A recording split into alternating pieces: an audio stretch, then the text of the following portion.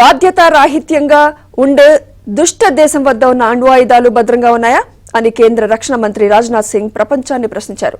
అంతర్జాతీయ అణుశక్తి సంస్థ పాక్ నుంచి అణ్వాయుధాలను తీసుకుని పర్యవేక్షించాలని ఆయన కోరారు. జమ్మూ కశ్మీర్లో పర్యటనలో ఉన్న ఆయన సైనికులను అభినందించారు. వారితో కాసేపు మాట్లాడారు.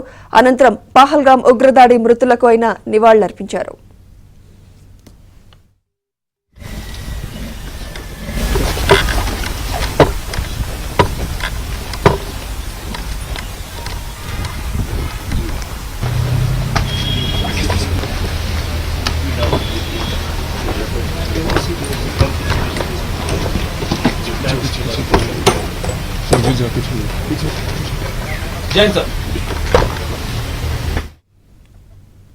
ఉగ్ర శిబిరాలు ఎక్కడ ఉన్నా నాశనం చేస్తామని రాజ్నాథ్ సింగ్ చెప్పారు.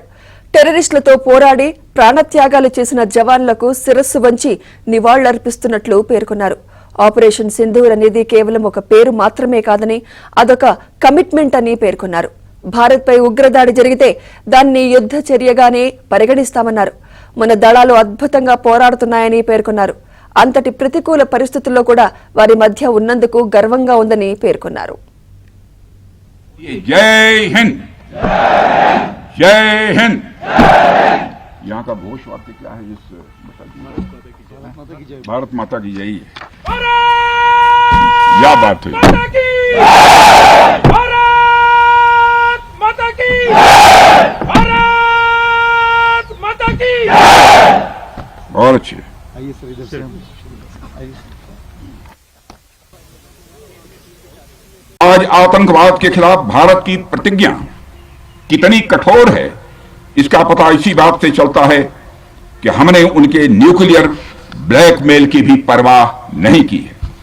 पूरी दुनिया ने देखा है कि कैसे गैर जिम्मेदाराना तरीके से पाकिस्तान द्वारा भारत को अनेक बार एटमी धमकियां दी गई हैं। आज श्रीनगर की धरती से मैं पूरी दुनिया के सामने यह सवाल उठाना चाहता हूं कि क्या ऐसे गैर जिम्मेदार और रोग नेशन के हाथों में परमाणु हथियार सुरक्षित हैं? मैं दुनिया के सामने यह सवाल खड़ा करना चाहता हूं। मैं मानता हूं कि पाकिस्तान के एटमी हथियारों को IAEA international atomic energy agency की निगरानी में लिया जाना चाहिए। मैं यह कहना चाहूंगा और साफ तौर पर कहना चाहूंगा